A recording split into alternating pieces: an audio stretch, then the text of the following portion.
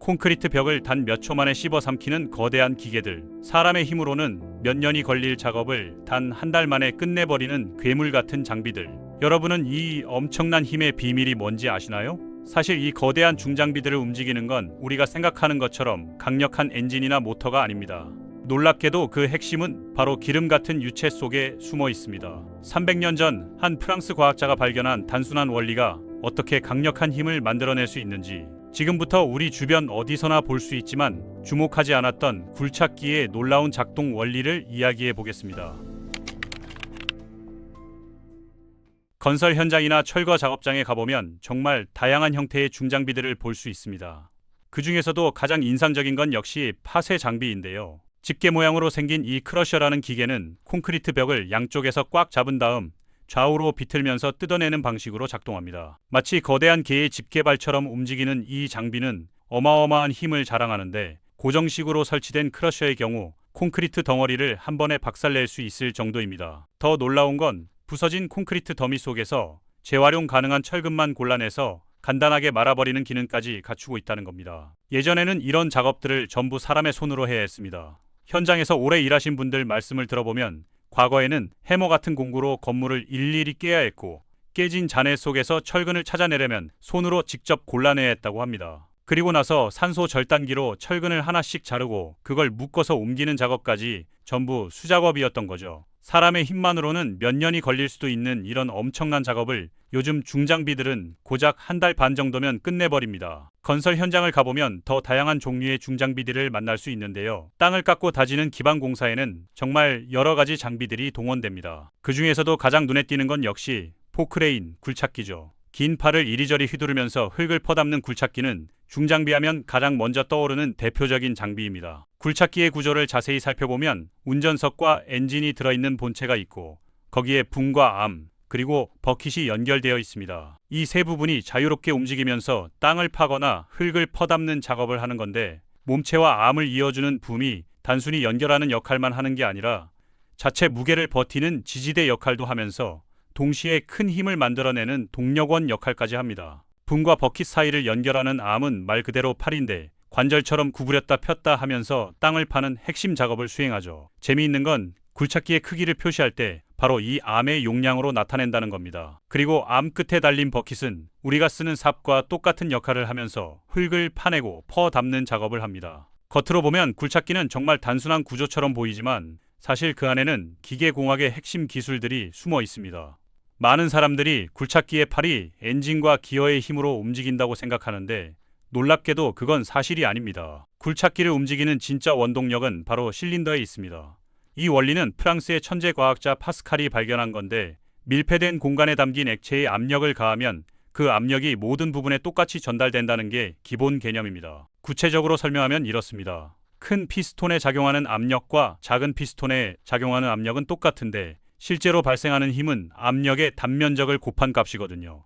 그러니까 단면적이 큰 피스톤에는 어마어마하게 큰 힘이 발생할 수밖에 없는 겁니다. 쉽게 말하면 작은 부분을 작은 힘으로 눌러도 반대편 큰 부분에서는 엄청나게 큰 힘이 생긴다는 거죠. 우리가 타고 다니는 자동차 타이어의 공기 압력은 보통 2기압 정도인데 중장비에서 사용하는 유압은 무려 350기압이나 됩니다. 이 엄청난 압력이 피스톤에 작용하면 상상할 수 없을 만큼 큰 힘이 만들어지고 바로 이 힘으로 중장비들이 작업을 하는 겁니다. 그렇다면 굴착기는 구체적으로 어떻게 작동할까요? 먼저 엔진으로 펌프를 돌려서 압력을 만들어내는데, 이 압력이 각 부분에 장착된 실린더로 전달되면서 파스칼의 원리에 따라 더욱 큰 힘으로 증폭됩니다. 실린더에는 오일이 들어가는 입구가 2개 있는데, 아래쪽 입구 쪽으로 오일을 흘려보내면 피스톤 역할을 하는 로드가 아래로 움직이고, 위쪽 입구로 오일을 보내면 로드가 위로 올라가면서 상하 직선 운동을 하게 됩니다.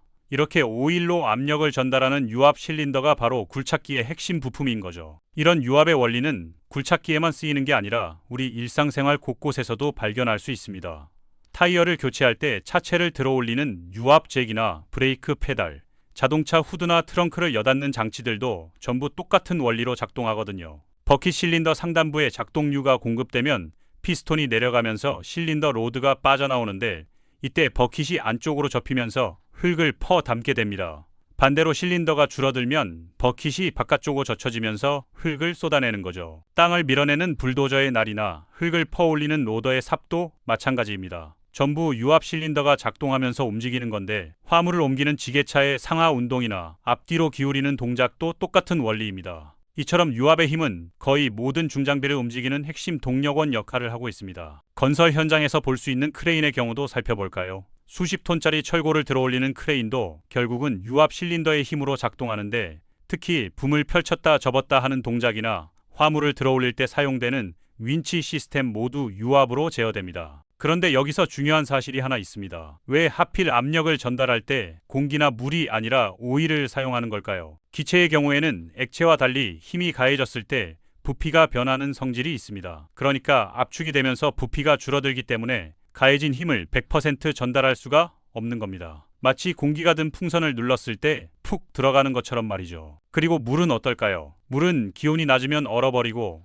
높으면 증발해버리는 데다가 실린더를 녹슬게 만들기 때문에 사용하기 어렵습니다. 특히 겨울철 추운 날씨에 물이 얼어버리면 장비가 아예 작동을 안 하게 되는 심각한 문제가 발생하거든요. 반면에 오일은 외부의 어떤 자극에도 거의 변하지 않는 안정적인 성질을 가지고 있어서 효율적으로 압력을 전달하는데 가장 적합한 거죠. 게다가 오일은 윤활 작용까지 해주기 때문에 실린더 내부 부품들의 마모를 줄여주는 일석이조의 효과가 있습니다. 유압 실린더의 원리를 이해하면 굴착기 운전 원리는 생각보다 어렵지 않습니다. 유압을 어느 부분으로 어떤 방향으로 보낼 것인지만 결정하면 되거든요. 운전자 오른쪽에 있는 조이스틱을 좌우로 움직이면 버킷 실린더로 가는 오일의 방향이 바뀌면서 버킷을 오므렸다 펼 수 있고 앞뒤로 조작하면 붐을 움직일 수 있습니다. 원리 자체는 정말 간단하지만 붐과 암, 버킷을 동시에 조작하는 건 꽤 어려운 일이어서 운전자의 숙련도에 따라 작업 속도와 품질이 크게 달라집니다. 숙련된 운전자는 세 가지 동작들을 동시에 부드럽게 조합해서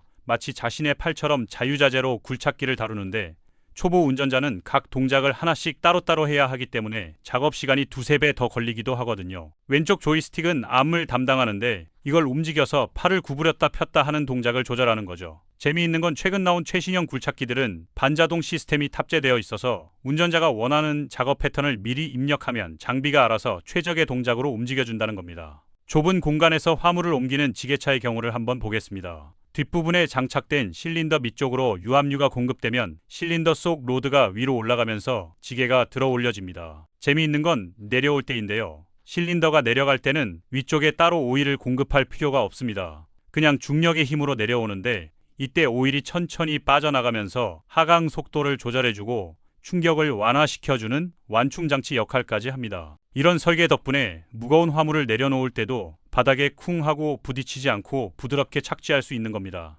만약 이런 완충 시스템이 없다면 화물이 손상되는 것은 물론이고 장비 자체도 빨리 망가질 수밖에 없겠죠. 유압의 힘은 중장비뿐만 아니라 우리 생활 곳곳에 숨어 있는데 그 중에서도 재미있는 곳이 바로 폐차장입니다. 자동차 한 대를 종이 접듯이 간단하게 구겨버리는 폐차 압축기도 똑같은 유압 원리를 사용하거든요. 예전에는 공구로 자동차를 하나하나 분해해야 했지만 지금은 강력한 유압의 힘으로 눌러버리면 쉽고 깔끔하게 작업이 끝납니다. 이 무시무시한 힘은 위쪽에 설치된 두 개의 거대한 유압 실린더에서 나오는데 각각 5톤씩 총 10톤 이상의 압력이 가해지는 겁니다. 시간이 갈수록 유압 기술은 계속 발전하고 있고 그에 따라 중장비들도 점점 더 강력해지고 편리해지고 있습니다. 건물을 짓고 부수고 땅을 파고 메우는 모든 작업의 중심에는 바로 이 유압 실린더가 있는 거죠. 우리가 매일 보는 건설 현장의 굴착기부터 폐차장의 압축기까지 엄청난 힘을 내는 모든 장비들의 비밀은 결국 파스칼이 발견한 간단한 원리 하나에서 시작된 겁니다. 최근에는 유압 기술이 더욱 진화해서 정밀한 작업까지 가능해졌는데요. 예를 들어 고층 건물 해체 작업에서는 층별로 정확하게 해체해야 하는 경우가 많습니다. 이럴 때 사용되는 특수 크러셔는 유압 제어 시스템이 매우 정교해서 밀리미터 단위로 움직임을 조절할 수 있습니다. 단순히 힘만 센 게 아니라 섬세한 작업까지 가능하다는 게 현대 유압 기술의 놀라운 점입니다. 또 하나 흥미로운 발전은 친환경 유압 시스템인데 전통적인 유압유는 광물성 오일이어서 누출되면 환경 오염을 일으킬 수 있었습니다. 하지만 요즘에는 생분해성 유압유를 사용하는 장비들이 늘어나고 있습니다. 특히 산림지역이나 수변 공사에서 작업할 때는 이런 친환경 오일을 의무적으로 사용하도록 하는 경우도 많습니다. 기술이 발전하면서 성능은 더 좋아지고